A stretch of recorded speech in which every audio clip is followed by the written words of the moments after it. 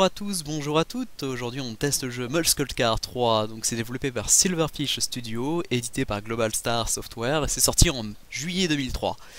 Alors, Muscle Car 3 vous permet de conduire des Muscle Cars, donc c'était des voitures américaines fin 60, début 70. C'était spécialisé dans les accélérations de 0 à 100 km/h, voilà, c'était les gros monstres de la route. Bref, ce qui a donné le mythe de la Mustang par exemple, ou de la Corvette Stingray. Bref, ça c'était pour le côté historique. Alors, le jeu, lui par contre, il est moins bien quoi. Voilà, déjà rien que le menu. Nous sommes en juillet 2003 quand même, hein. On n'est pas en 1992 ou 95. Bref, donc on peut faire des courses simples, des contre-la-montre, des poursuites de flics ou un mode carrière. Donc histoire de rentrer dans le vif du sujet, on va faire une course simple parce que rien que ça, c'est mortel. Alors on a une absence totale de musique dans les menus. Enfin, je vais pas dire, mais dans des jeux de bagnole arcade, c'est la musique qui prime. Bref, on y va. Donc voici une présentation sommaire du circuit. On peut y admirer les superbes textures, une marmotte, des arbres de 30 mètres de haut, des jumps, des grands virages, et on a l'impression d'être sur une autoroute. Voilà, bon, c'est parti. Alors voici les modélisations des voitures, qui est totalement à gerber, hein, puisque en 2003, Gran Turismo 3 était déjà sorti, et Gran Turismo 4 allait pas tarder à sortir. Gran Turismo 4 c'était quand même une grosse référence, et Gran Turismo 3 était quand même une belle claque graphique, bref. Allez, accélérons comme des porcs, nous allons avoir un effet de vitesse de malade. Ou pas. Voilà, on accélère. On va utiliser un kit nitro, eh ouais. Eh bah oui, hein, faut pas croire, mais Need for Speed Underground venait de sortir. Les Fast and Furious aussi, donc ils se sont dit allez on va mettre des kits nitro sur les muscle cars. Bref, c'est un jeu arcade 100% et voilà. 100% arcade et 100% n'importe quoi. Bref, j'ai été coupé dans mon élan là à cause de ce qui vient de se passer. Voilà, donc c'est des jeux à checkpoint façon Red Racer. Donc c'est quand même du pur arcade, on s'attend à limite à être sur la bande d'arcade, des trucs comme ça, bref. Mais non, pas trop. Il y a certaines choses qui se veulent un petit peu simulation, je déconne pas en fait, quand vous dérapez là, etc. C'est géré de façon bizarre. Genre la voiture est stoppée, tout, vous pouvez pas réaccélérer, alors que c'est quand même un jeu arcade. Bref, on va pas trop s'impatienter là-dessus. Si à l'arrière le petit bug là, si vous tournez un tout petit peu trop sur l'espèce de trottoir, votre voiture se met à déraper d'un coup. Bon, le machin il est plat quoi, faut pas déconner. Bref, texture pourrie, décor pourri, level design à chier, enfin, tout est nul, il y a rien à sauver. Donc on va passer directement, allez au mode carrière, on est des fous. Donc on va quitter. Voilà, oh là là, ça je supporte pas ce bruit. Bref, allez, mode carrière. Et attention, là ça va piquer. C'est le genre de choses, ça fait bien mal.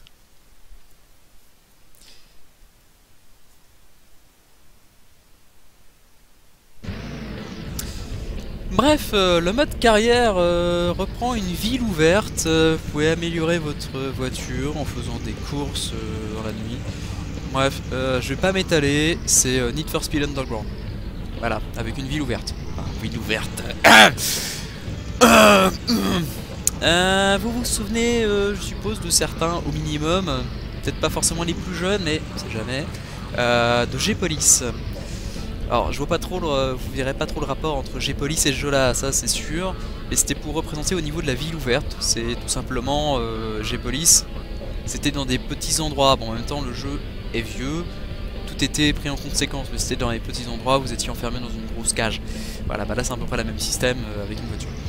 Alors, différence notoire par rapport à la course simple. Vous commencez avec un véhicule a priori de base. Mais alors, qui est long à tourner? Là, je suis à fond pour tourner.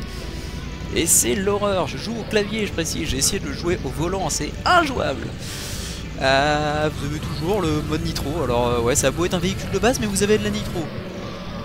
Pourquoi pas? Alors voilà, disséminé un petit peu partout. Vous avez des courses à faire, des conneries comme ça. C'est complètement à chier, texture se répète. Oula, vous avez vu ça? Alors attention, c'est très court. Regardez ça, attention. Hop là. Super, attendez, on va essayer de réaccélérer parce que vous avez quand même de vrais veaux. Voilà, ah bah, ce qui est pas mal, c'est que notre voiture, on la reconnaît pas, mais alors je vous garantis que la voiture de droite, c'est une Porsche Boxster, ça. C'est quand même pas mal. La voiture principale du jeu est mal modélisée, par contre, les voitures autour sont très bien modélisées. Bon, on va essayer de faire 2-3 petites choses comme ça, je sais pas, qu'est-ce qu'il y a montré, voilà, c'est une Mercedes, un truc comme ça. Bref.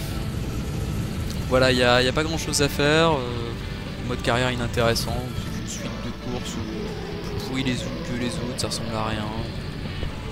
Bref, voilà, ah bah tenez, un Land Rover Discovery, combien de fois, je sais pas. Donc une ville vide, sans rien, c'est complètement pourri, tout est moche, tout est à chier. Voilà, c'est cool non? Et c'est pas tous les jours qu'on voit des jeux pourris comme ça.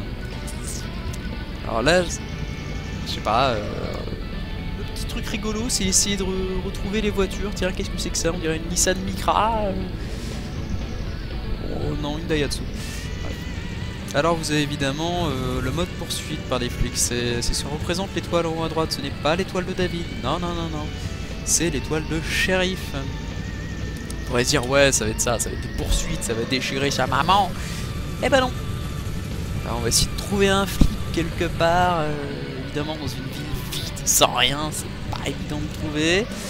Putain mais c'est incroyable, votre voiture c'est une patinette quoi, on vous touche, vous êtes mort. Ah un flic, qu'est-ce qui... D'accord, bon il faut rien. Qu'est-ce qu'il fait?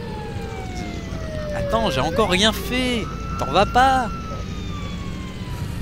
Voilà, c'est incroyable, les flics vont plus vite que vous, ils conduisent comme des porcs, je vais essayer de le percuter sur quelqu'un. Mais merde! Bon. Et je vous assure, je fais tout ce que je peux. Hein. Ouais, qui suis un accro des simulations là. Alors. Là, quand même, le petit truc délire. Les flics viennent de percuter le bus. Mais par contre, c'est à vous de payer. Voilà, donc a priori, on n'a pas assez de fric pour payer, donc c'est game over. Voilà. Et voilà, c'est fini. Retour menu, TKT. Ça fait mal au cul, hein. Sachant que vous n'avez aucun moyen de sauvegarder votre carrière, donc vous pouvez pas vous dire bon je vais charger la partie et revenir pile avant. Non non, c'est fini, faut recommencer. Voilà, bref, sur cette superbe conclusion de malade. Donc c'était le test de Muscle Car Free, développé par Silverfish Studio, édité par Global Star Software. C'était sorti en juillet 2003. Rien à retenir de jeu là, si ce n'est de l'ennui, c'est mal fait, c'est buggé, parce que alors là, la ville vide, et les autres qui trouvent quand même le moyen de se percuter contre un bus. Rien à retenir, hein. Ça aurait été bon en 1995 sur une bonne d'arcade, des trucs comme ça, là, à la rigueur, ouais, ça aurait été pas mal. Mais non, c'était en 2003. Voilà, donc à plus pour un prochain test, je pense que je vais aller me faire plaisir avec une Crazy Frog PC, voilà. Bref, à plus pour le prochain test, tchou!